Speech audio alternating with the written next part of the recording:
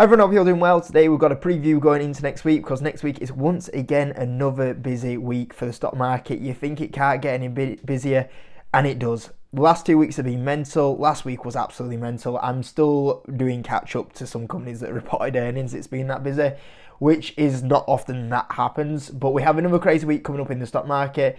I think we've got a few other key things I've not even put up in this video, which is like we've got the GDP growth data coming out for the UK, I think, this week.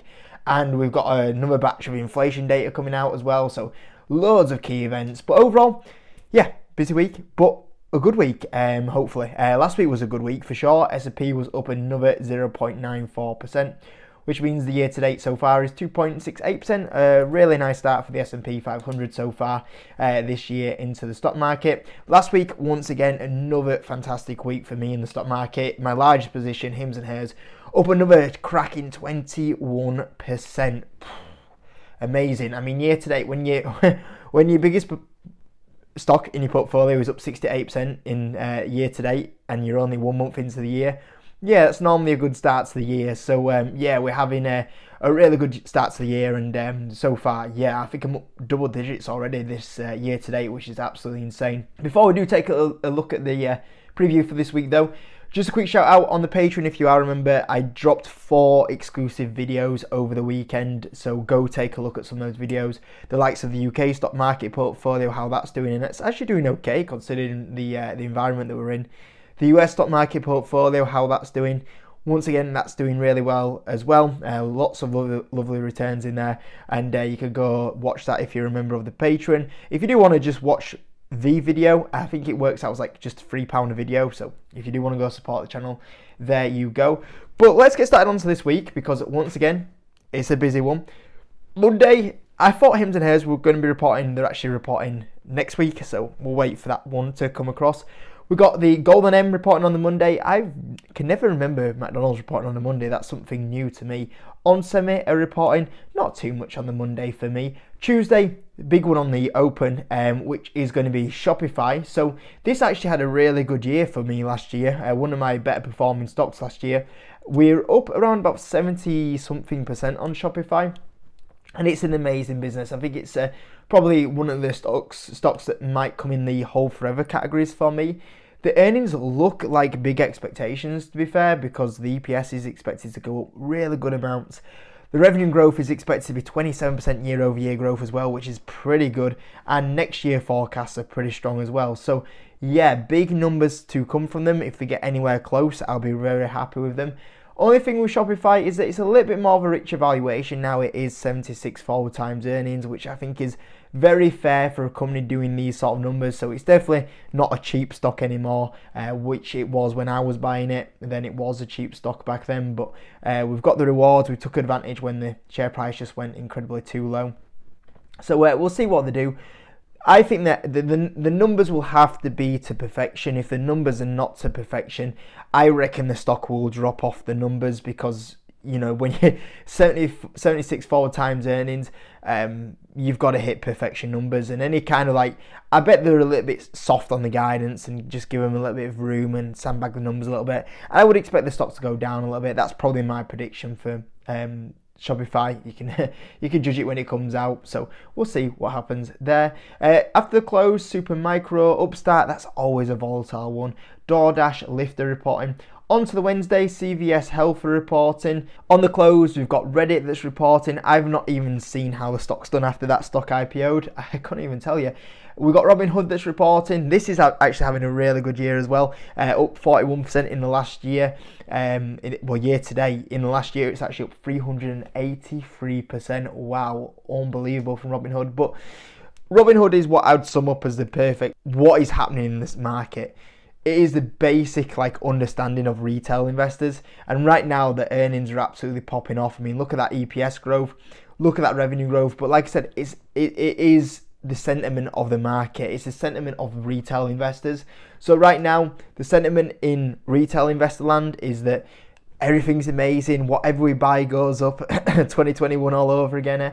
The retail segment is booming at the moment. Look at Bitcoin prices, all-time highs. So right now, everyone's a little bit confident in the retail space. And when that happens, Robinhood will benefit. When the sentiment does go away, and that time will come again where the stock market goes down, retail start panicking, Bitcoin goes down, Robinhood will suffer during that time frame. We only have to look at 2022 when we had the last kind of big dip in the stock market. And as I go for where it were 2 years ago, Q4 in 2022, look at when we were during that period of time where retail sentiment was on the floor, nobody wanted to buy stocks, and you saw net revenue up 5%, but transaction-based revenue was actually down 11%. Cryptocurrencies was down 24%. Options were unchanged, 124 million. Equities was down 32%. Net loss during that time period. So it just shows you, when the sentiment does turn in the stock market, this stock will get hammered again. But while the sentiment is so strong, it will carry on thriving, and the numbers will be absolutely amazing. So yeah, that's if you ever wanted a sentiment reader on retail investors in the UK market, look at Robinhood's earnings. And I'm sure looking at the moment, where everybody's all the retail segment is booming, so that's why they'll do very well. It always starts off, when the cycle changes and everyone just slightly gets more bullish, where everyone, the retail investors start coming in and buying stocks, and then they start buying Bitcoin, and then they go, oh, I'm untouchable here. Then I start buying options, and very quickly when the market drops, it'll all fade out. But we'll see how long it continues on for. Dutch Bros, they're reporting as well. Matty on the Discord was a big fan of this one. He pointed me to Dutch Bros a while ago and said, have a look at this one. And I had a look and I thought, this is actually really good. And I never ended up buying it. Probably should have done. The numbers they've done is very impressive. Easier footprint to expand. They've got a lot less stores, so it's easier for them to expand. And it's got that kind of Starbucks vibes, but where Starbucks was kind of like 7-8 years ago. So if it does anything close to the footprint of what Starbucks did in the next 8 years, then this should continue to do well. But I think if I was to get in this one, I'd have to probably wait for it for a little bit of a dip and then get back in. Just like, if we ever get one of those 2022, I mean, this actually in 2023 was actually its lows. If you could get one of those dips again, maybe that would be the time to buy that one. We've got when MGM Resorts reporting, Trade Desk reporting. Thursday, Datadog, that's one that always interested me. Never got around to owning it. John Deere is reporting. I think that they've been struggling a little bit at the moment. Crocs are reporting. Crocs is one that's just never really interested me, even though it's at 6 times earnings. And the numbers have always been not too bad, really, from Crocs at the moment. I've never really had a serious look into it. I think I always get a bit nervous around that fashion space, as you guys know. The Thursday after close, we've got Coinbase, Twilio, The King is reporting, the big one. We'll talk about that one in a second. Airbnb is a stock that's never really interested me. Of all the time I've seen people talk about it, I'm ever going to buy it. It's just never interested me.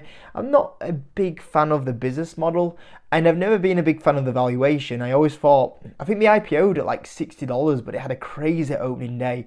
And ever since the opening day, I've been like, I can never justify the value. And since then, to be fair, the stock's always been, if you bought the IPO at these sort of levels, you've not really made any money on it in the last kind of, 4 or 5 years it's been on the stock market. And just them combinations of factors, it's just a stock that just never really interests me. I think even to this day, the stock would have to be half the value to where it is right now for me to even become a buyer. So not really interested in that one. Palo Alto Networks, I'll keep an eye on that one. Roku, that's always a volatile one. We've got Win Resorts that are reporting as well.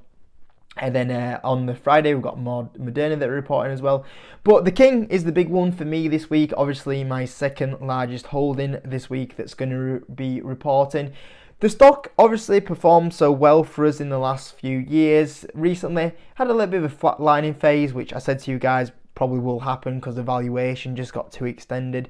It's had the valuation catch up now. The stock has started to go on a little bit more of a rally, and the valuation has caught up. And if DraftKings go on to do the numbers this year that they're supposed to do, I actually think the stock will have a really good year.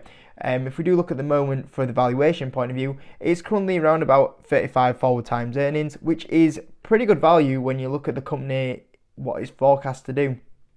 2025 numbers at the moment are expected a major jump from 0.22 to $1.35 and 33% revenue growth, which if they can do that, they're normally quite cautious on the guidance as well normally. So if they do anywhere close to those numbers, I do think DraftKings will have a very good year. And I think from the levels that we're at right now, I would not be too surprised to see DraftKings double in share price from where it is right now if it hits those numbers.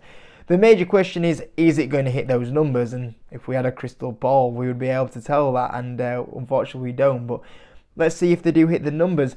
Obviously, the recent quarter that's coming up looks a bit disappointing. Well, the EPS looks, a little bit of a disappointment. The revenue looks a bit of a disappointment, only 13% revenue growth. But as we know, the sporting outcomes haven't been great for them. Let's see if it gets even worse than what was forecast.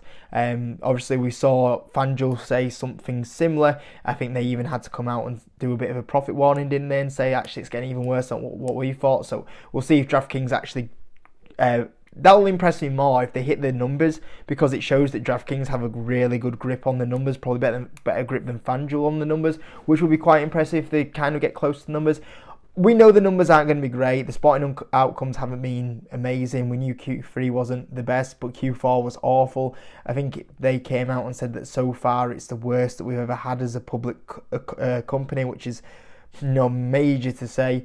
It's just part of the industry, unfortunately. There's going to be some months where the bookies win majorly, and sometimes there's ones where the customers win majorly, which shouldn't be frowned upon, because at the end of the day, it's nice that every so often the consumers that use the platform win, because it gives them more incentive to go and use the platform, doesn't it? If the house always wins, you're going to knock the confidence a little bit. So I think it's good for them, and especially going into the Super Bowl period of time. The key thing is going to be the guidance.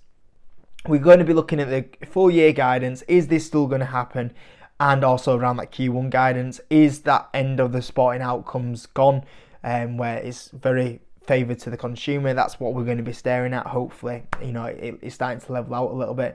And then the other thing will be obviously the Super Bowl. Obviously, I said last week, I don't know why DraftKings isn't reporting, because they normally report this week. And then I should have really looked at it and I thought, well, obviously they're not going to report before the biggest event of the year for them, which is the Super Bowl. So when they get, obviously the Super Bowl will happen over this week. Well, will have happened by the time you guys seen this video. And we'll wait on Friday. They'll be able to give probably some quick data on how it's gone for them. Hopefully it's gone really well, which will be the key thing.